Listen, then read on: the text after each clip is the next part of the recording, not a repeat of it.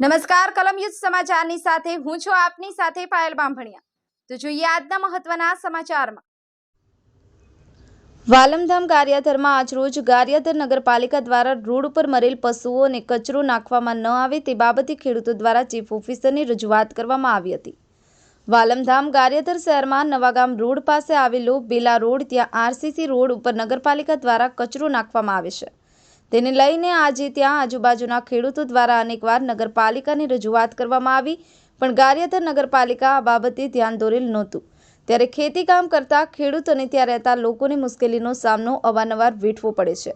ત્યાં બાજુમાં અનુસૂચિત જાતિનું સ્મશાન પણ છે, ત્યાં પણ કચરાના ઢેર જોવા મળ્યા હતા।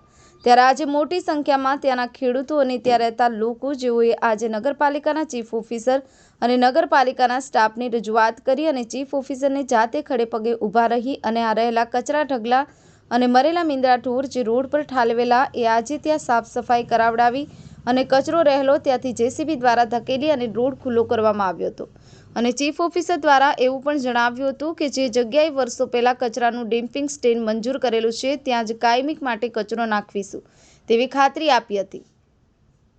મુકેશ એસ કંટારિયા સાથે વિપુલ ટીલાવત, કલમ યુદ્ધ સમાચાર, ગારિયાધાર।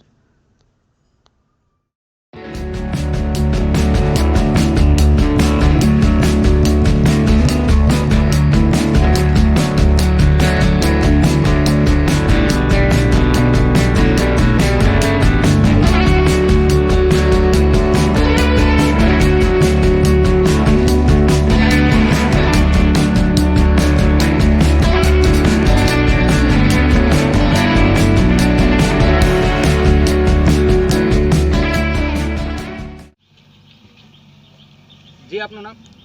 लालजीभाई रोय, पूर्व कॉर्पोरेटर नगरपालिका गारियाधार। जी लालजीभाई, શું પ્રશ્ન છે?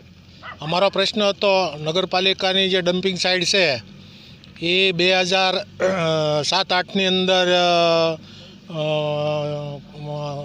કરવામાં આવી છે અને એ ડમ્પિંગ સાઇટ હજી સુધી ડેવલપ થઈ નથી।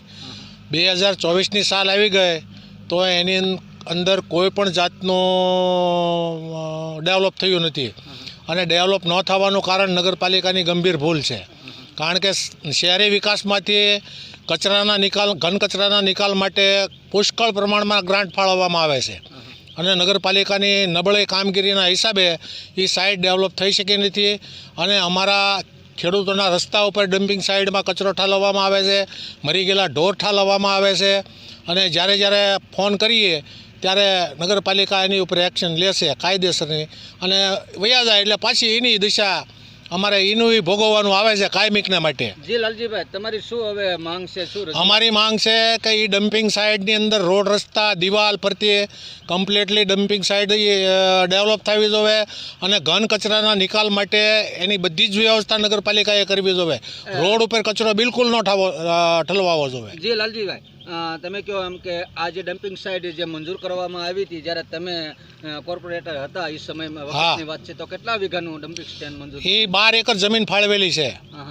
સરકાર પાસેથી ઠરાવ કરી અને 12 એકર જમીન નગરપાલિકાને ફાળવેલી છે એમાંથી અને એ 12 એકરની અંદર અત્યારે બાવળના ઝુંડ ઊભા છે।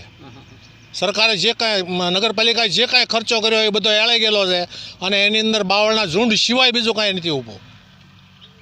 અને જી લાલજીભાઈ, આ બાજુમાં રહેલું જે સ્મશાન છે, સ્મશાનને લઈને શું કહેવા માંગો? હા, જે SC/ST માટે જે સ્મશાનની જગ્યા કલેક્ટર સાહેબે ફાળવેલી છે એની પાછળની સાઈડની અંદર પણ ઢોર મરી ગયેલા નાખવામાં આવે છે અને નગરપાલિકા કચરો પણ ત્યાં નાખવામાં આવે છે। જે સાઈડમાં જ અમારું ખેતીવાડીની જગ્યા આવેલી છે અને પુષ્કળ દુર્ગંધ મારે છે અને એને એ ડમ્પિંગ સાઇટ તો બિલકુલ બંધ કરવી જોઈએ। નગરપાલિકાને જ્યાં જગ્યા ફાળવેલી છે ત્યાં જ કચરો નખાવવો જોઈએ એવી અમારી માંગણી છે।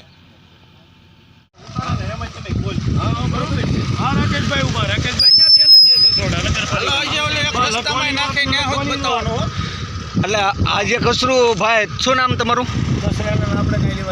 આજે જે તમે ટ્રેક્ટર નગરપાલિકાનું લઈને આવો અને હાલ જે મરેલા ઢોરને અહીં નાખવામાં આવો છો, આ કોના કહેવા દ્વારા તમે નાખો? શું છે એ તો તો નગરપાલિકાનું જ હોય ને, ગામમાં મરી જાય રેડિયા ઢોર મરે, ફોન આવે. અહીંયા તમને રોડ ઉપર નાખવાનું કે રોડ માથે નહીં, અમે અંદર નાખતા, પણ જ્યાં વરસાદ આવ્યો ને એમાં જે ટ્રેક્ટર આપણે અંદર જવા દેવી તો શું છે કે ટ્રેક્ટર એના વ્હીલ કચરામાં ફસાઈ જાય અને ટ્રેક્ટર ખૂટી જાય, પાછું ન હાલે ટ્રેક્ટર ભરેલું. શું આ નગરપાલિકા ચીફ ઓફિસરને ને બધાને માલુમ ખરી આ વાતની ખબર છે કે અહીંયા એને ખબર, રાકેશભાઈ છે નગરપાલિકાના અમારા સુપરવાઇઝર રાકેશભાઈ. આપણે કીધું હતું રાકેશભાઈને 8 દી પહેલા કે રાકેશભાઈ જો માલ બધો બહાર આવે છે અને આ 2 જણાએ તો મને ફરિયાદ કરી છે અને કાલે સવારે જો પછી મોટી ફરિયાદ થાય તો એ જવાબદારી મારી નહીં.